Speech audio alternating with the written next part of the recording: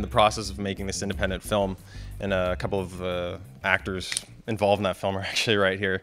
Our friend had seen some of the footage and he was like, oh, you guys should really get into commercials. Like, you could start making some money off this. And we were always we had this attitude, we were like, oh, we don't want to do commercials. Commercials, we want to be independent guys. We want to get into the business that way. There's a respect to that we enjoy. Then he just kept on urging us, going, oh no, if you do really great commercials, you can, there's plenty of great directors, David Fincher, Ang Lee, all these guys, Spike Jonze. And we started, our perspective started to shift a little bit. We started thinking, well, why don't we just take every possible avenue to get into features? If we make it through independent, that'd be awesome. If we make it through commercials, that'd be fantastic too. And so we set about making these spec commercials that I guess some people may have seen, maybe not. And this ended up being one of them. Originally, there was an edit of this, which is kind of funny because we did all this completely guerrilla style, and there's the main set is this train yard that we were not allowed to be in. We tend not to get permits. We tend not to do anything. And there was actually active security within this train yard. There's like 2 guys on ATVs who would drive up and down the rows of the trains. And we only figured this out once we were inside the train yard, within and these things are massive. Sometimes they're like a kilometer, I'm like, I don't know, half a mile, I'm not sure, across. But they just imagine like 20 train tracks, and that's your train yard. And so we were like dead in the middle. So it was like 10 rows of trains to get out. And we're taking this take. Ian and the other, Ian is in it. Ian and the other actor were supposed to jump between these 2 trains, and all of a sudden I go, action, and Ian goes, shit, shit, shit, and he goes running, and then he gets clipped on the bottom of like the connector between the 2 trains, and his body just flips, and he smashes straight down on the ground, and this smacks his head, and I'm like, oh my God. And myself and the other actor, and there's only 3 of us there. That's just kind of what we do. I was holding the camera, and they were on screen. I think at this point in time, I looked up and I'm like, why aren't they running yet? And I'm just standing there, just kind of staring at Ian, going, oh man, why'd you do that? You didn't need to jump all the way over. And he kind of in pain, upside down, because his leg's still hanging on the thing, goes, ATV guy, there's a guy on the ATV. And I just turn like this, and I see like 50 feet away this guy like racing towards us, and it turned into this like massive chase, and we got chased all the way out of there. And like halfway through, like the battery on our camera, the socket, like the little connectors were broken, so the battery fell out. But the batteries are like $75. So I was like, what do I do, And I was like, I don't want to get another battery. So I kind of turned around and ran back the 50 feet, and then I see under the train as the ATV like comes slamming to the brakes, and the stones are all rolling around, and the guy jumps off, and he then. I'm just picking up my battery, and I didn't look back after that, but you could like hear him going down the rows. And we eventually got away and just ran back to the car. It was things like that it kind of, on our original cut of this, we weren't able, all of it was improv, so we weren't really able to truly find the scene because we got kind of chased out of there. And so and when we went back, the same thing happened again, but before we even managed to get any footage at all. So this version is just a little altered, but it's more or less the cut that we would have kind of originally wanted to do. But we were kind of setting up story elements before for the second one, because it's supposed to be kind of a 2-parter. So this is kind of the way it should be now, and so we're pretty happy with this cut.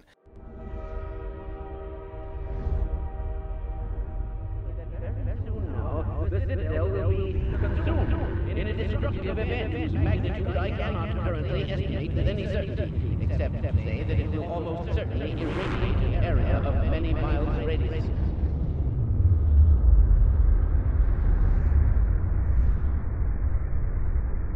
If you find yourself still within the confines of City 17, you are well advised to leave the city at once by the fastest means available to you. I repeat, evacuate City 17 at once, if not sooner. I cannot think this will happen.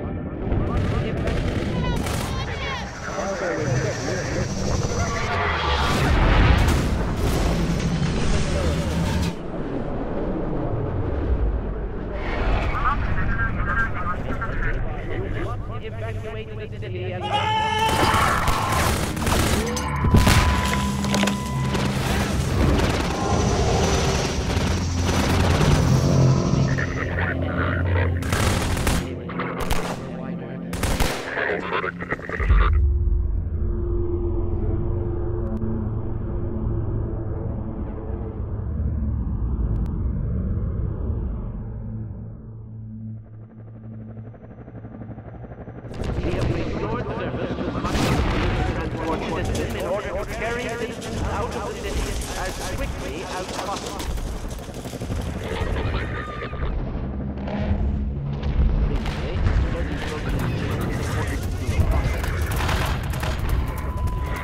Down to them and find that truck. I know.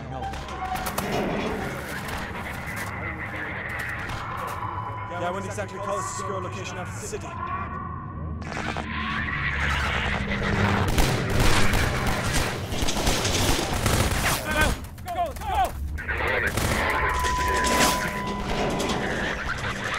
Catch up with those people now. Yeah, I don't know if this is going to go first.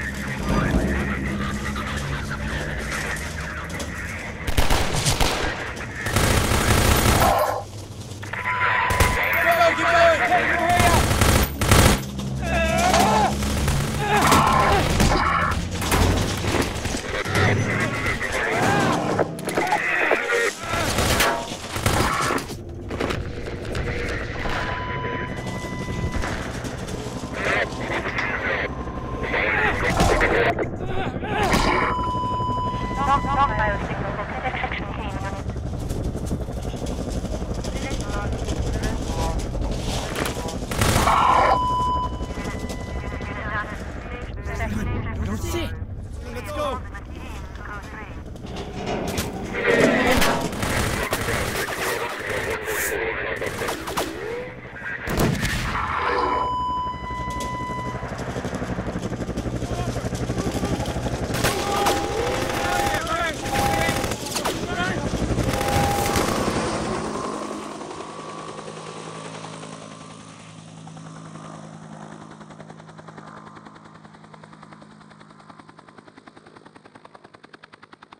We made this as a part of our spec reel.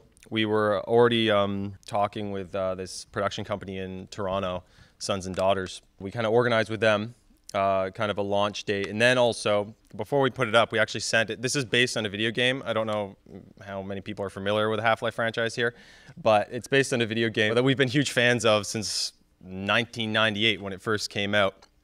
And we'd always wanted to make a Half-Life movie. And Valve, the company that created the game, they're extremely reluctant. They've always been kind of, no, we don't want to do that. And any kind of pitches they've received from Hollywood, they've kind of interpreted as being pretty.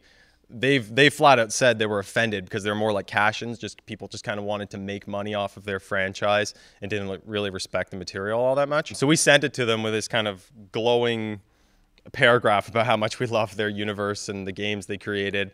And they sent back this absolutely massive email. It was like 5 times as long as ours. We were like, wow, this is awesome. And the first thing they said was, guys, we are blown away. No one's ever done anything with our IP like this before.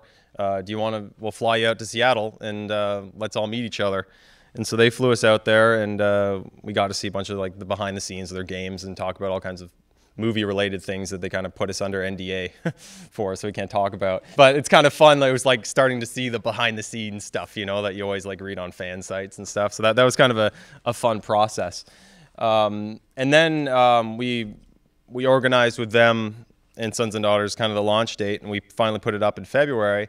And that's when things just kind of exploded for us. Within a day, it had like 1.5 million hits or something like that. And we started getting calls from down here. We got a call from the co-producer of Blades of Glory, a man named Colin O'Reilly, and he was a huge fan of Half-Life, and he just wanted to talk to us. And after a while, he was like, I need to help you guys get representation.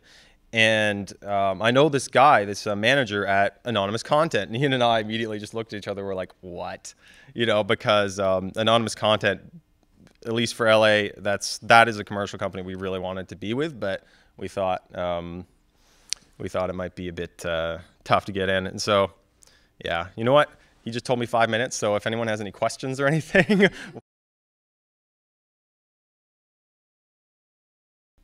About 3.5 months.